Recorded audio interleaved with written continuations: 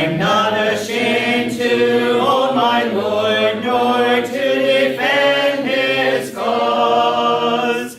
Maintain the honors of his word, the glory of his cross. Hello, I'm James Brown, and on behalf of the Eastern Church of Christ located in Toronto, Canada, I'd like to welcome you to Friday's edition of Walking Through the Bible, a podcast where we seek to study the Bible and the Bible alone. Please stick around afterwards for information on how you can contact us. But for now, if you have a Bible with you, please turn to the book of Genesis, and we'll turn you over to Jeremy Dissekam for our study of the day. Thank you, James, and welcome to all of our viewers. This is the fourth lesson in our study of the book of Genesis. Yesterday, we covered Genesis chapter 1 and verse 1, discussing how God created this universe in the beginning. If you missed that episode and would like to watch it, you can find it and all of our other podcasts on our website at www.eastendchurch.org. You can also find them on YouTube at www.youtube.com/EastEndChurchOfChrist under the Walking Through the Bible Genesis playlist. Today we're going to begin with Genesis chapter 1 verse 2 and read through verse 5. The text that you'll see on the screen is from the English Standard Version, but you're welcome to follow along with any version that you have. So let's now read Genesis 1, beginning at verse 2. The earth was without form and void, and darkness was over the face of the deep, and the Spirit of God was hovering over the face of the waters. And God said, "Let there be light," and there was light. And God saw that the light was good. And God separated the light from the darkness. God called the light day, and the darkness he called night. And there was evening, and there was morning, the first day. Continuing on from verse 1, Moses gives us an account of God's creation. In verse 2, we find the earth was without form and void. What does that mean? Well, first off, it means that the earth was created before the sun, moon, and stars, contrary to what you learn in science class.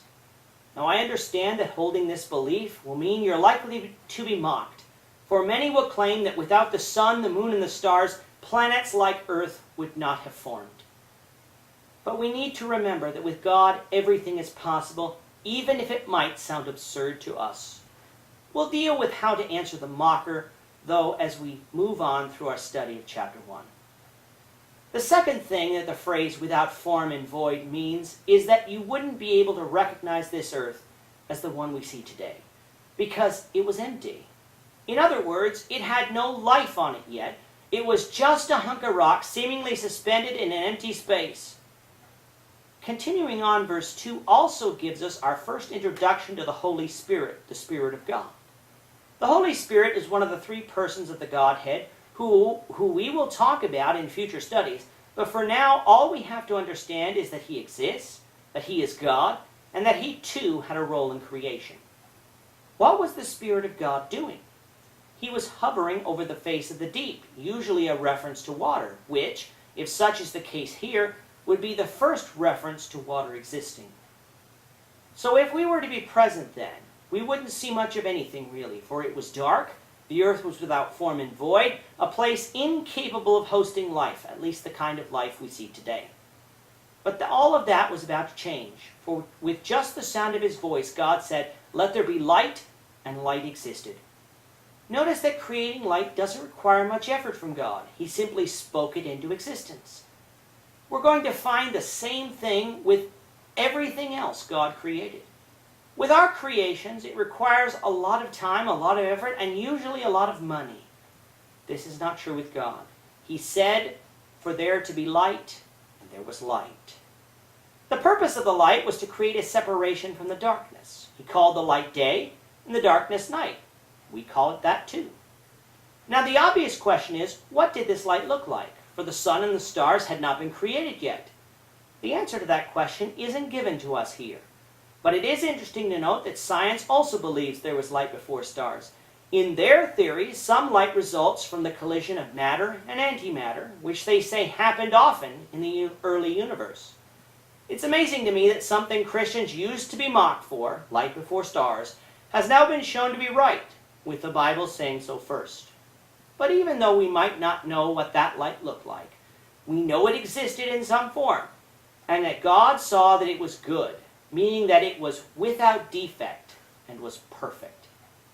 This ended the first day of creation. I'm going to save the discussion about the meaning of the word day until the beginning of chapter 2.